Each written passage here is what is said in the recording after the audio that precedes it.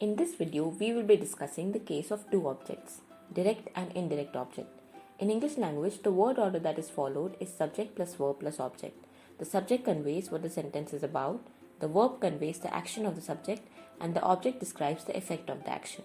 We are well aware of these concepts, but let us better understand the part that is often taken for granted or ignored when mentioned along with its partners, subject and verb.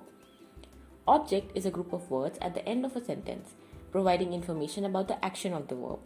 Object adds much needed detail to the sentence, making it complete. An important fact to remember is that object refers to a different person or thing from the subject. So the person or thing being talked about in the subject will not be the same in the object. It would be a different person or thing. Another point to remember is that object answers to questions. These questions are who, what, when, and where. A lesser talked about or lesser remembered pattern is one where there are two objects. There are some sentences containing two objects where both the objects are different in the context of their direct interaction with the verb present in the sentence. One is called direct object while the other indirect object. This case of two objects occur with action verbs. For example, bring, lend, give, etc. The direct object differs from indirect object.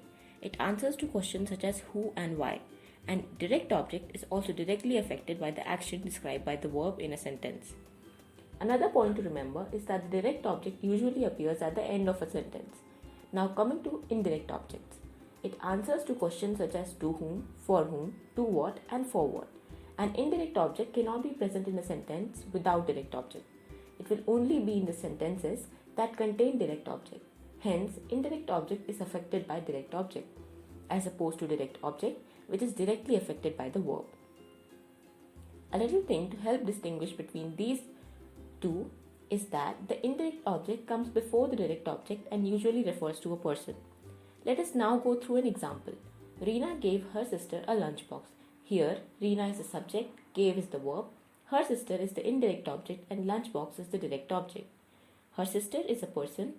This part comes before lunchbox, which is obviously directly being affected by the verb gave, as Reena cannot give a person away, but she can give a lunchbox away.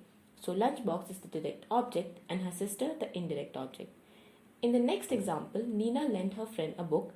Her friend is the indirect object while book is the direct object. I ask you to comment down why is her friend the indirect object while book is the direct object. Thanks for watching. Hope you learned something new today. Do like, share and subscribe for more such videos.